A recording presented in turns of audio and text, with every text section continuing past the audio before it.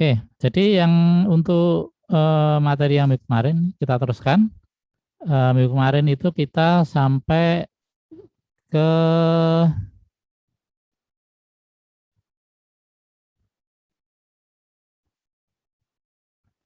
sampai ke sini ya,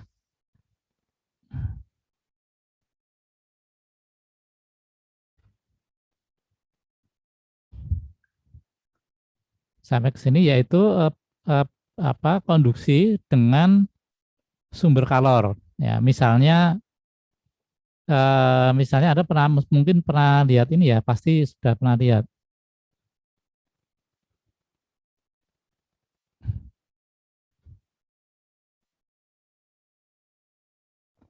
Ya, sudah pernah melihat ini.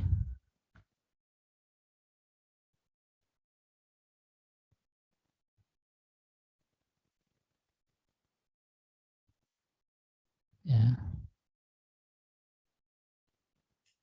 Karena ada lihat ini pemanas seperti ini. Ya. Pernah ya, kalau kita mau masak air gitu, ini tinggal dicolok kemudian dimasukkan. Ya. Nah, terus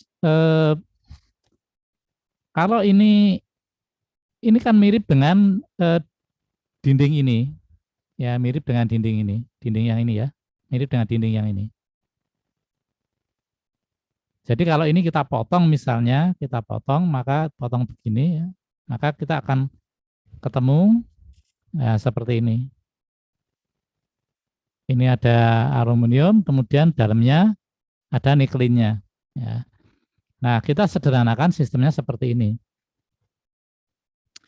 Di tengah ini adalah pemanas. Nih, temperaturnya T0. Nah, kita menganalisis kan, ini kan yang kena air kan di luar sini. Maka kita menganalisis dinding luarnya. Ya, dinding luar yang ini. Yang diberi garis titik-titik ini. Ya.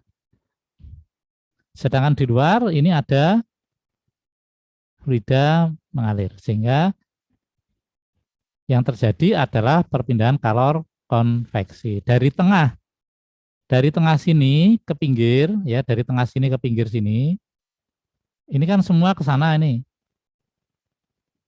Jadi jangan dipikir hanya satu garis ini ya, ini semua ini semua konduksi. Kemudian di sini juga sama, ini semua juga konveksi. Ya, cuman kan ini mewakili semua ya garis garis satu ini. Tuh. Oke. Nah, kalau kita lihat dari T0 ini menuju ke pinggir, temperaturnya itu turunnya seperti ini turunnya. Jadi kalau kemarin-kemarin itu konduksi kan seperti ini turunnya garis lurus ya. Kalau ini enggak seperti ini. Ya. Nah, T di sepanjang ini jadi T ini ya.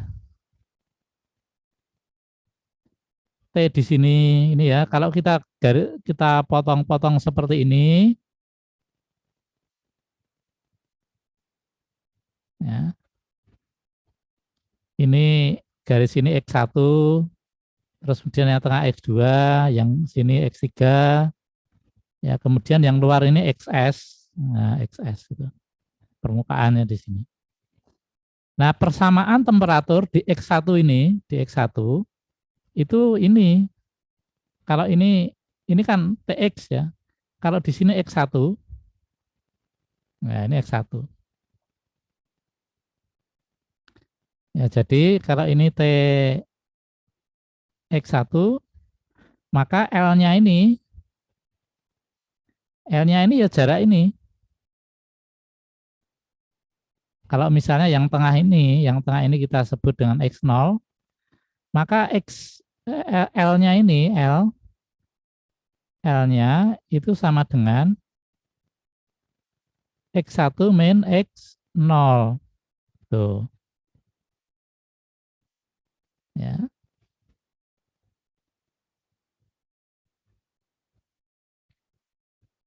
Gitu ya, paham ya?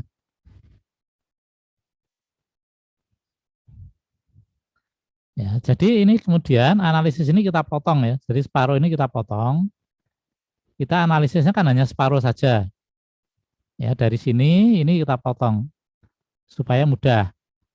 Ya, kemudian kita membuat insulasi di sini. Ini diinsulasi. Ya, ini diinsulasi. Sehingga tidak ada kalor yang keluar dari sini. Asumsinya seperti itu.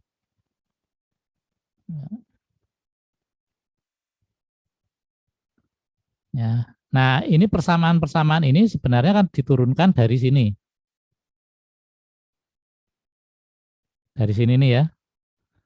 Ini mudah karena kita dulu punya persamaan itu kan sebenarnya kan Q sama dengan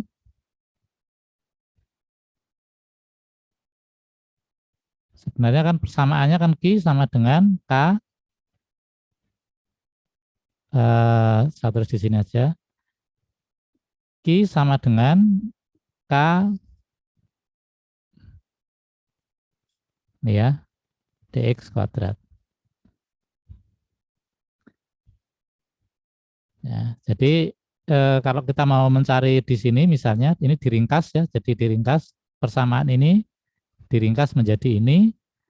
Nah, kalau kita mau menghitung T di lapisan kedua, misalnya ya di lapisan kedua ini di X2, ya berarti L-nya nanti kalau T X2, maka L-nya adalah X2 min X0, begitu seterusnya. Ya, sedangkan di T0 ya sama dengan T0. Ya, di tengah sini ini kan T0 tadi. T0 ya. Ya, persamaannya seperti ini.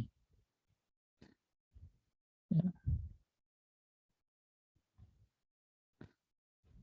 Sedangkan T permukaan ini persamaan simpel dari konveksi ya seperti ini. Ini adalah T fluida yang mengalir di permukaan. Ya. Oke, sampai di sini ada pertanyaan sebelum saya teruskan?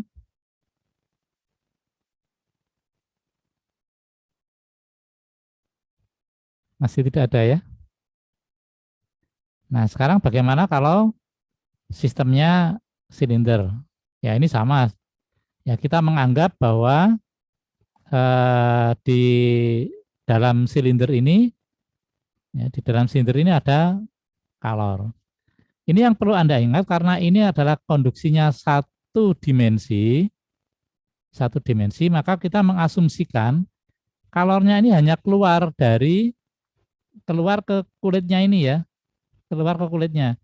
Jadi kalau kita lihat ke sini, ini sumber panasnya itu konduksinya ke sini, ya, konduksinya ke sini. Tidak ada konduksi yang ke sini, nggak ada dari tutupnya ini nggak ada yang ke sana. Ya. Nanti meskipun pada kenyataannya ya di lapangan itu tidak ada konduksi yang satu dimensi. Ya, selalu kita menjumpai konduksi yang dua dimensi. Ya, jadi ini pengantar menuju dua dimensi yang kenyataannya nanti seperti apa. Ini persamaannya juga simpel, hanya kita menambahkan sumber kalornya saja. Ya.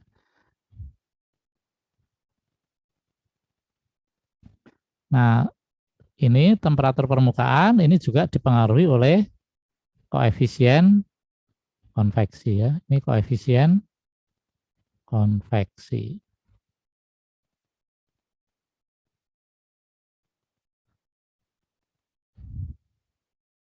Berikutnya. Nah,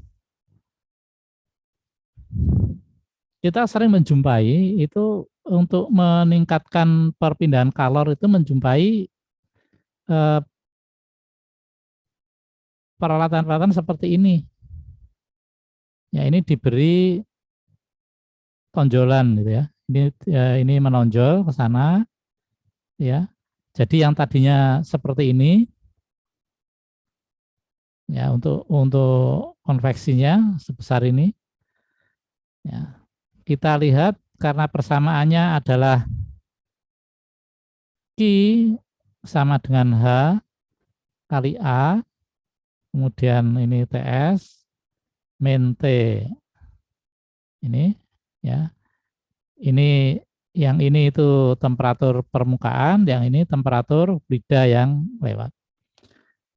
A ini adalah luas permukaan yang kena fluida gitu ya, A ini. Nah, untuk memperbesar perpindahan kalornya, maka A ini diperbesar. Caranya bagaimana? Ya ini memberi tonjolan sehingga yang tadinya A itu cuman di sini sekarang jadi bertambah ini ya, ini. Kemudian ini bawahnya juga bagian bawah. Kemudian yang ini ya tambahkan terus yang ini, tambahkan juga yang ini terus gitu ya.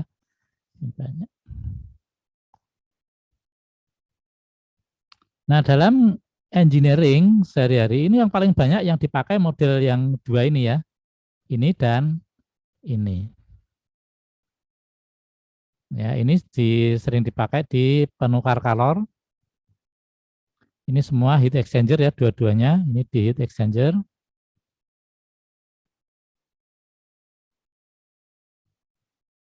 Ini sering dipakai di boiler, sering ya. Di sistem lain juga ada. Sedangkan ini banyak di radiator lah. Ini seperti radiator. Radiator itu seperti ini. Contohnya ya, gitu.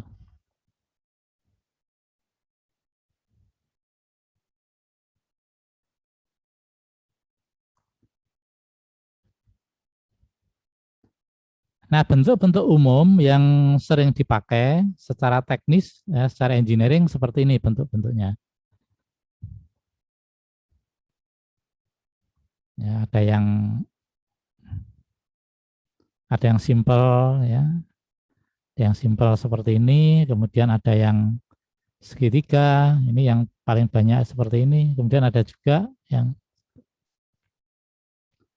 ini semua tonjolan-tonjolan ini disebut dengan sirip atau fin. Ya. Di mana kita jumpai? Gampang ini. Ya, kalau Anda cari banyak. Ini mesin motor.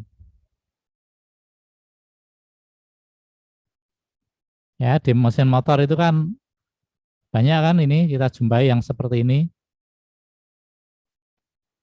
Nah, banyak sekali. Ya.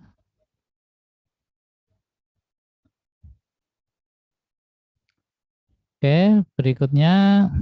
Nah, kita punya kasus ini, contoh kasus seperti ini. Ya, sekarang ada perhatikan yang namanya A, luas ya. A, di sini itu semuanya ya, mulai dari body ini ya, disebut body. Ini body ya, body. Kemudian sirip. Ya, sirip ini berarti luasnya muter ya. Ini luasnya muter di sini.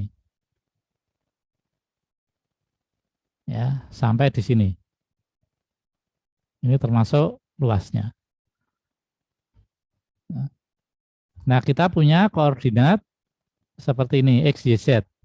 Z itu ke sini, jadi tinggi ini adalah Z, kemudian Y itu yang ke sana, lebar, Y, Z itu yang ke sini.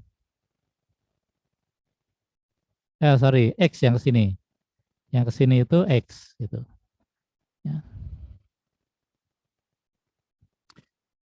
Nah, kalau ini kita potong sedikit gini ya, potong sedikit, maka kita punya yang namanya DA.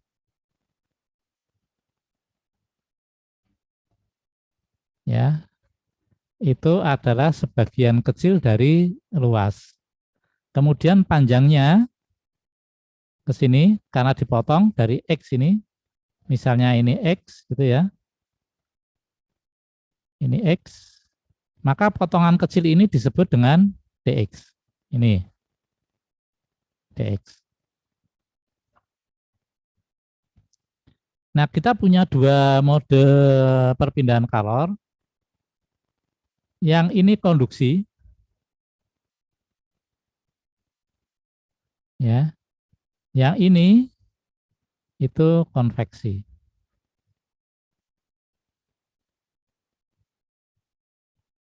Ya, kalau kita pecahkan persamaan matematikanya, ini sebenarnya persamaan matematika sederhana, ini kalkulus sederhana. Ya. Ini maksudnya begini, kalau kita memahami itu begini loh. Yang namanya D itu diferensial ini adalah perubahan, perubahan kecil, gitu, atau sangat kecil. Ya. Jadi kalau kita punya DA di sini, itu berarti sebagian kecil dari luas ini. Luasnya ini kan banyak sekali. Luas-luasnya ini kan A. Ya, kita ngambil luas yang sedikit saja, kecil itu kita sebut dengan DA. DQ ini juga sama. Ya, sebagian kecil karena di sini luasnya hanya kecil, maka konveksinya juga kecil. Nah, tetapi konduksi ini tidak DQ. Tetap. Kenapa? Karena dia berlangsung ke sini. Ya, Q itu mulai dari bodi di sini, Q konduksi, sampai dia keluar ke sini, itu tetap. Ya, tidak berubah. Sehingga di sini tidak berubah Q-nya. Nah, jadi kalau kita pecahkan, persamaannya menjadi seperti ini, ya, dari persamaan ini tadi. Konveksinya kan seperti ini. Dari konveksi, ya, dt per dx, kemudian sampai di luar itu adalah qx dx seperti ini, ya. Sementara q konveksinya seperti ini.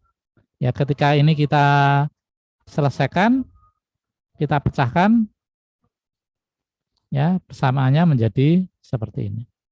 Ya, oke, berikutnya kalau kita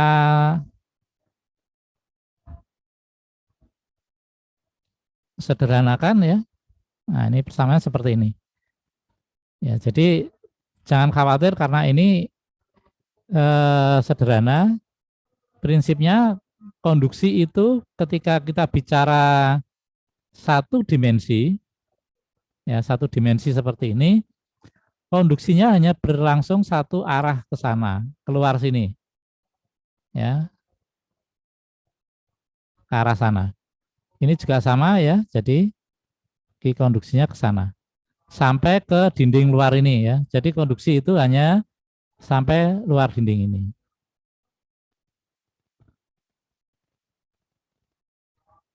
Ya, persamaan sederhananya seperti ini, ya, simple. Kemudian perbandingan antara ini theta ini itu adalah tadi. Eh, jadi kalau kita menyebutkan theta, theta itu adalah selisih antara tx dan ini saya hapus dulu. Nah, perhatikan yang ini. Kalau misalnya kita punya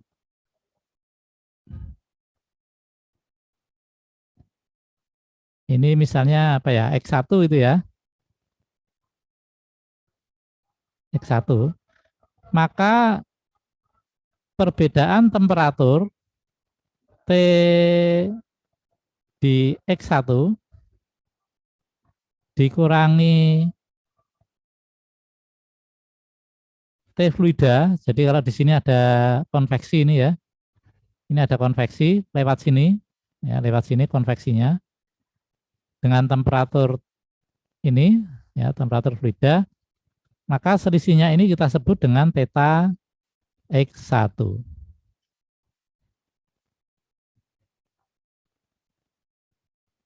Ya, nah, perbandingan antara theta dengan theta body itu seperti ini.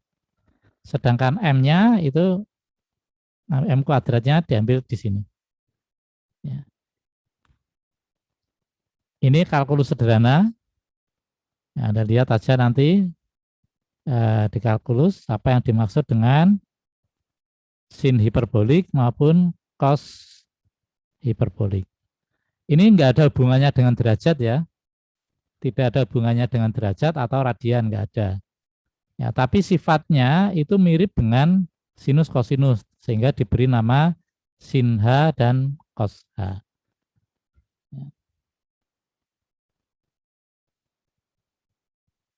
Kita sudah diberi rumus untuk kasus-kasus yang kasus-kasus tertentu ya. Ya, kasus A itu ini semua panjang dari fin-nya itu sama dengan L ya. Ya, ini konveksi kalau ada konveksinya. Kemudian kalau adiabatik itu berarti tidak ada kalor yang keluar dari dinding yang lain. Ya, kalau ini sudah diketahui temperaturnya. Ya, kalau ini panjangnya panjang panjang apa siripnya panjang sekali gitu ya.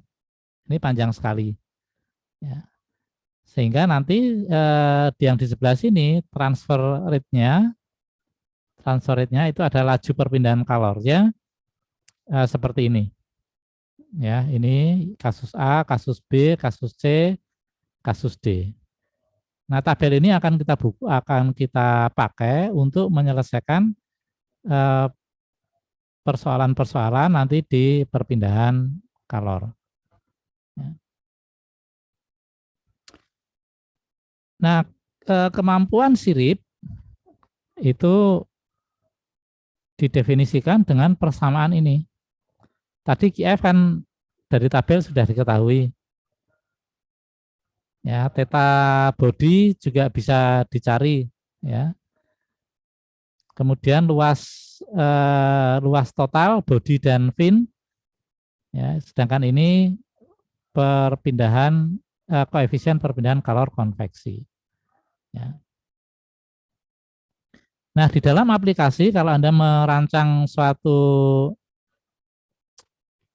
eh, penukar kalor ya, penukar kalor atau heat exchanger,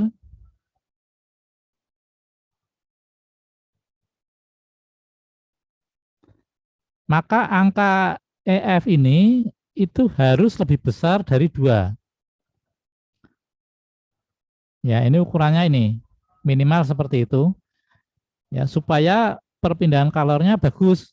Jadi kalau kurang dari 2 itu dari sisi engineering dianggap kurang bermanfaat ya untuk menambah laju perpindahan kalor.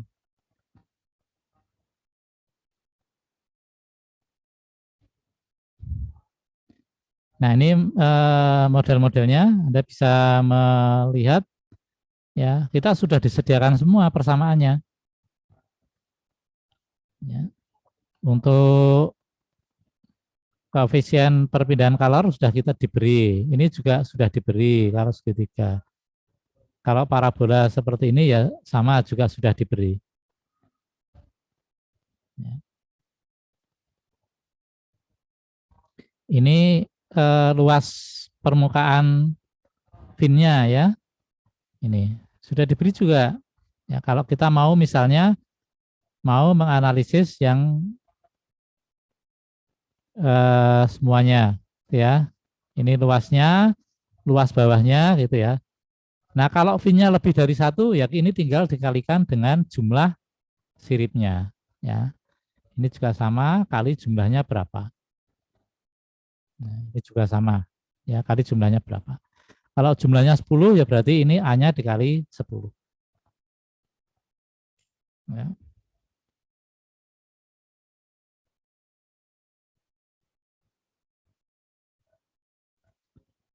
Oke,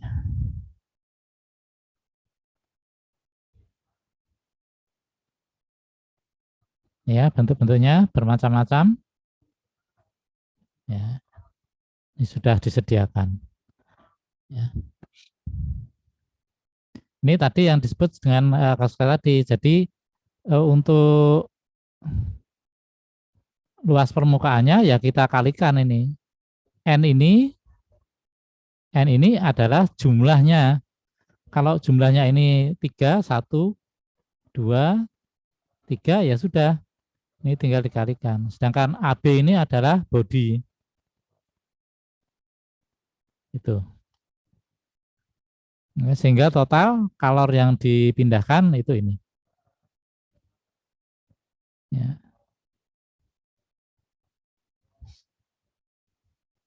Efisiensinya ini,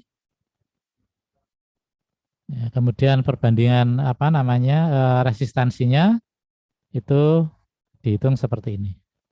Ya, jadi simpel saja gitu ya. Jangan bingung. Temperatur body ya temperatur body ini di sini ya. Ini temperatur body ini yang di sini nih atau TB. Nah.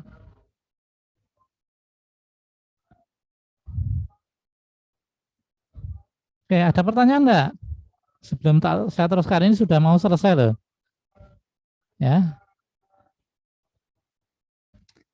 Nah, untuk penyelesaian fin ini sirip itu kita bisa menggunakan dua cara. Ya. Yang pertama ini kita membagi membagi apa? Membagi menjadi dua mode ya. Yang pertama itu adalah kalor yang lewat sirip. Ya, ini 1, 2 ke sini. Kemudian kalor yang lewat body ini dari dinding body ini. 1 ini ya. Ini kan terus sampai ke sana ya. Ini terus juga sampai ke sana. Sehingga kita punya dua. Nah, kemudian kita gabungkan saja sebagai susunan paralel.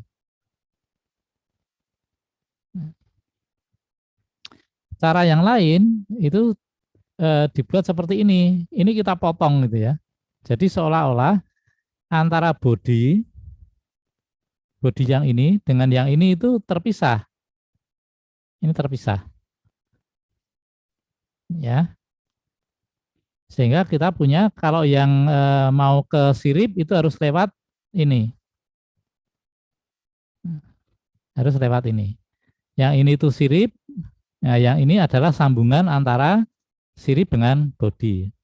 Ya, sedangkan yang ini itu key body.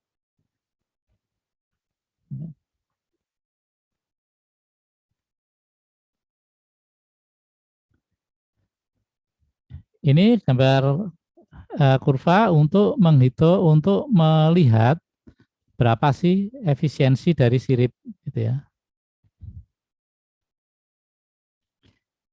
Yang ini garis yang ini itu untuk ini ya, untuk yang ini. Sedangkan garis yang ini itu untuk yang ini. Ya, garis yang ini, yang ini. Ya. Angka-angka ini itu dihitung dari persamaan ini. Ya. Jadi berapa efisiensi dari fin dari sirip ini itu bisa kita cari di sini. Ya. Kalau perbandingannya antara LC kemudian H per KA ini rendah di sini maka efisiensinya tinggi. Ya, jadi kita nanti akan memilih yang mana yang optimal. Ya. Jadi kita tidak menggunakan maksimum atau minimum, tapi kita menggunakan kata optimal, ya, yang terbaik. Gitu.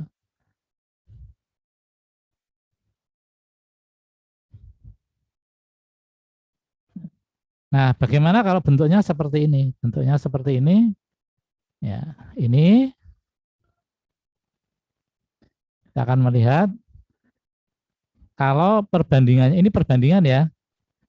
Kalau perbandingan antara R2C di sini, R2C itu ini persamaannya. Kemudian R1 itu adalah jarak diameter jari-jari dari bodi ya. Jadi jarak sini sampai ke sini saja. Ya, sedangkan panjang fin itu L.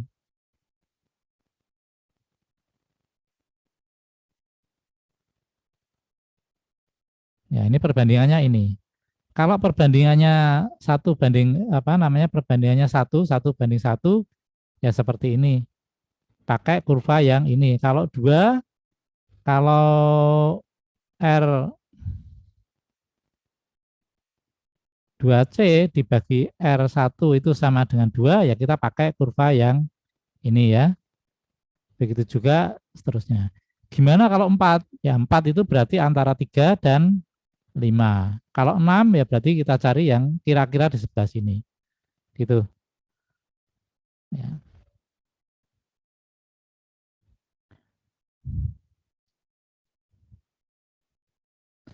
Ini contoh ya. Ini contoh soal. Soalnya selalu seperti ini ya kasusnya. Kasusnya itu selalu cerita. Silinder sebuah mesin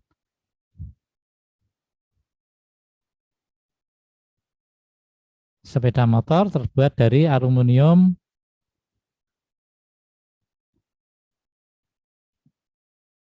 ini bahannya ya bisa Anda lihat di tabel ya.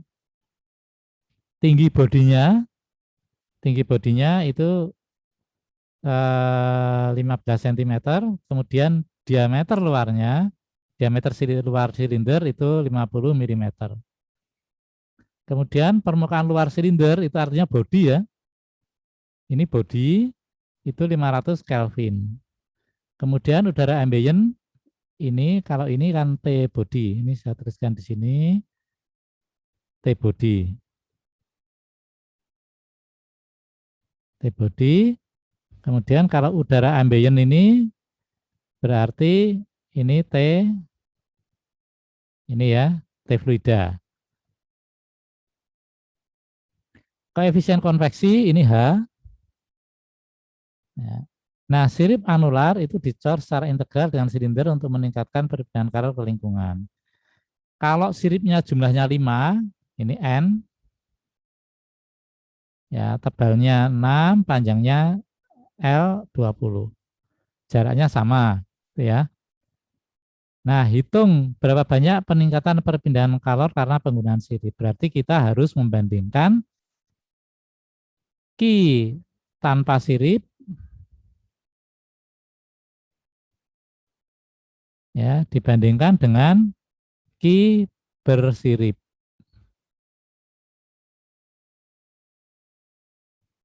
Nah, seperti biasa kalau kita mau memecahkan persoalan ini itu kita membuat ini dulu, diketahui. Yang diketahui kan kondisi operasi sirip silinder sepeda motor ya. Yang diketahui apa? Materialnya ini. Tinggi silindernya H 0,15. Diameter luar silinder 50 mm. Kemudian T dinding luar, ini TB tadi yang saya bilang TB 500 Kelvin, ini T ini. Kemudian ini H ya, tebal sirip T6, kemudian L20. Ya, ini ada yang kurang berapa? Oh, N ya. Jumlah sirip N-nya sama dengan 5. Ya. Ini dituliskan semua. Ya, setelah ini selesai ditulis semua, maka kemudian kita membuat gambarnya. Ya, yang dicari apa? Yang dicari adalah peningkatan perpindahan kalor karena menggunakan sirip. Ini gambarnya seperti ini. Ya. Tadi H itu 15. 15 tadi kan jumlah siripnya kan 5 ini. 1, 2, 3, 4, 5. Ingat ya, ini melingkar ya. Ini melingkar. Ya, jadi kalau kita lihat bentuknya itu seperti ini. Kalau dilihat dari atas, ya melingkar seperti ini. Ya, ini silinder,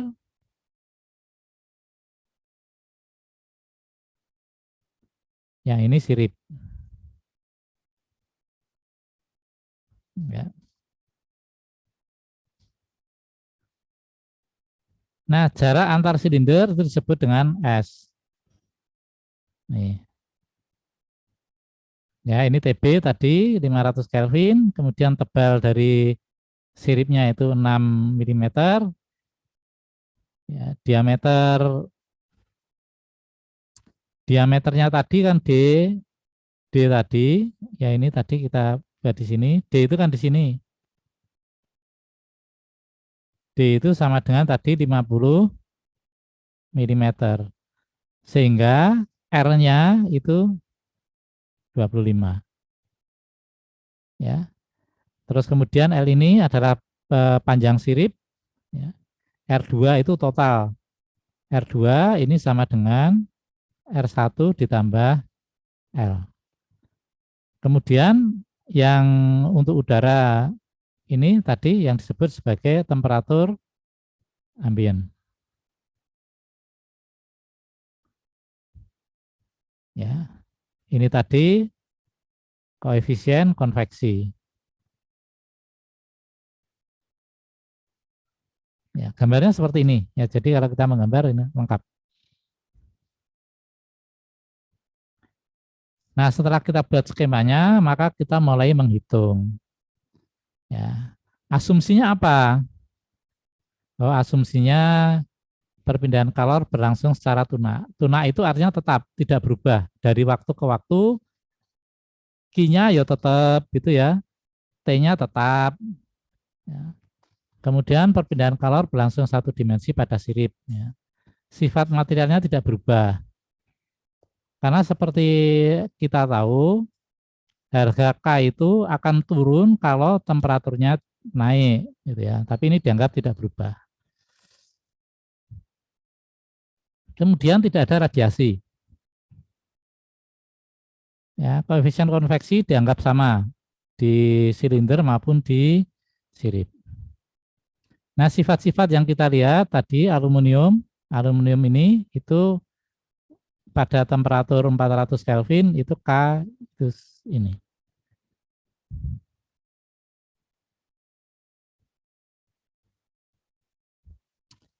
Nah, laju perpindahan kalor ya, dari tabel tadi kita bisa menghitung di sini.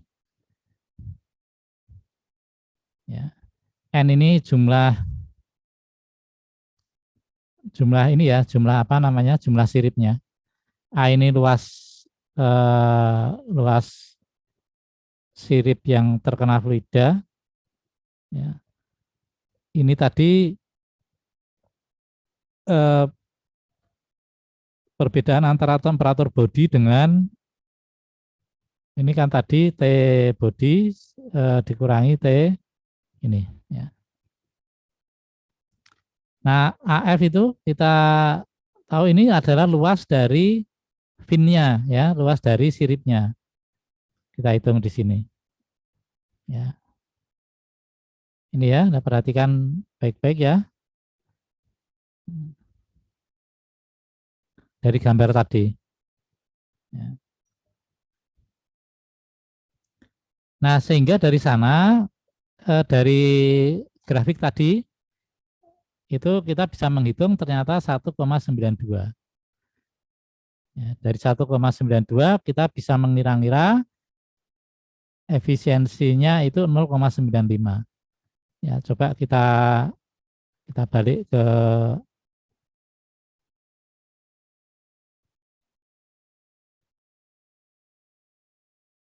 kurva ini ya. Nah, tadi kan 1,92. Kalau ini 1,92 itu kira-kira kan di sini nih. Kurvanya itu kira-kira di sini. Ya, 1,92. Ya, kemudian ini kita lihat nanti tinggal dicocokkan persamaan ini berapa. Maka kita menemukan bahwa efisiensinya itu di sini berapa tadi? Kira-kira di sinilah. Ya. Karena kita menggunakan kurva yang ini sampai ke sana. Ya.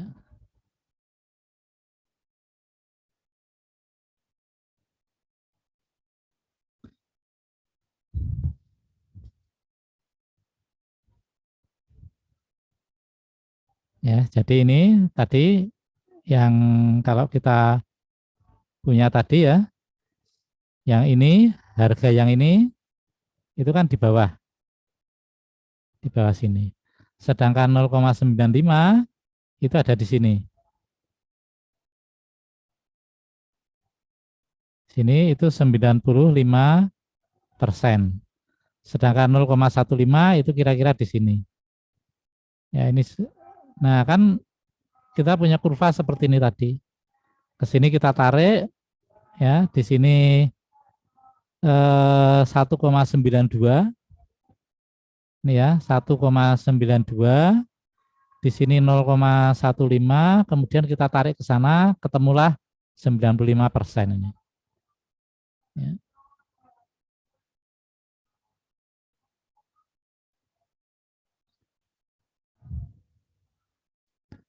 Ya, ini key body, key apa namanya, key yang paling depan, key siripnya ya.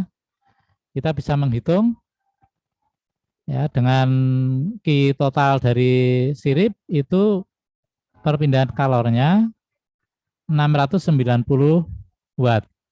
Tetapi kalau tanpa sirip ya, kalau tanpa sirip itu 236. Sehingga dengan menggunakan sirip kita itu bisa menambah ini tambahan perpindahan kalor. Inilah yang kita cari. Ya.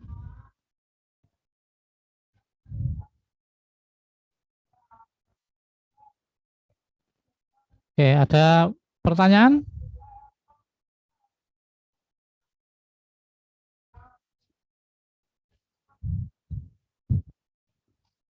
Silakan kalau bertanya.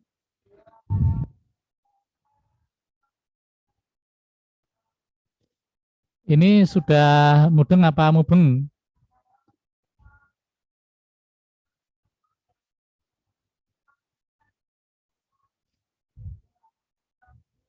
Ini kalau sudah tidak ada yang bertanya, ini saya cukupkan ya sampai segini. Kemudian saya akan memberi tugas ya kepada Anda untuk diselesaikan. Ya.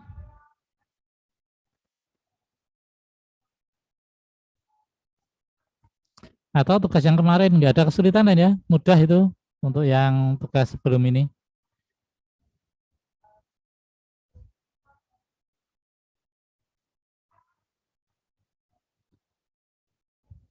Ya oke ya, kalau tidak ada pertanyaan, saya cukupkan. Sekian dulu.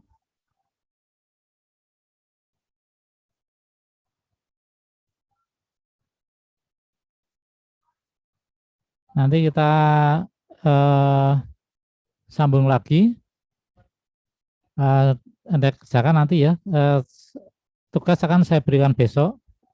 Nanti silahkan dikerjakan.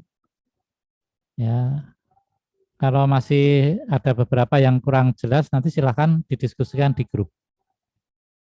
Ya. Saya kira begitu ya pertemuan kita pada sore hari ini. Saya cukupkan. Saya tutup. Wallahul muwaffiq ila aqwamit thoriq. Assalamualaikum warahmatullahi wabarakatuh. Waalaikumsalam warahmatullahi wabarakatuh. Waalaikumsalam. Kelas saya tutup ya.